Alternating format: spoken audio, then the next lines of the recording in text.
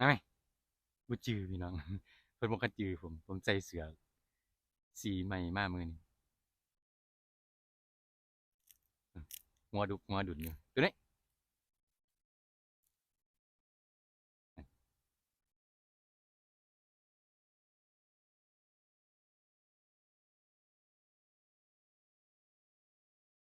อ้าวบ่แม่นตัวนี้สมพอเพิ่นบ่มา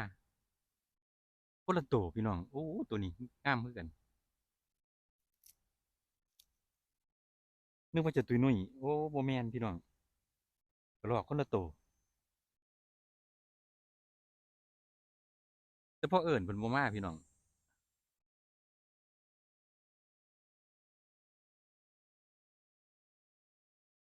แต่ว่าเพิ่นอยู่หม้องเจ้าตุ้ยนุ้ยอยู่เดี๋ยวผมเลาะหาเบิ่งก่อนกินอยู่นี่ล่ะเจ้า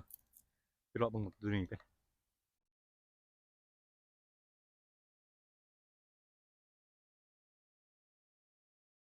โอ้แม่นน่ะพุ่นตุ้ยนุ้ยของแท้ตุ้ยนุ้ยเออเพิ่นนึกว่าเจ้าเมื่อกี้นี่เมาทั่วแล้วตุ้ยนุ้ย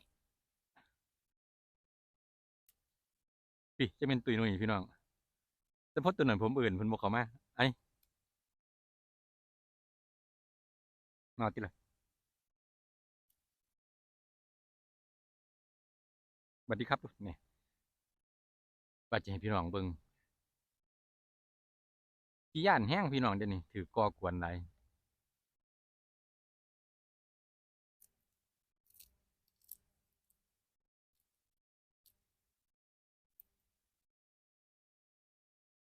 บ่กล้าเข้ามาใกล้ซะแม่น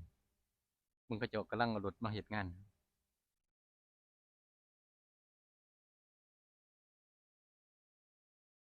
เห็นเพิ่นแก่ตู้บาร์บีคิวเข้าไปเมื่อกี้นี่สงสัยจะปิ้งย่างฉลองกันหยัง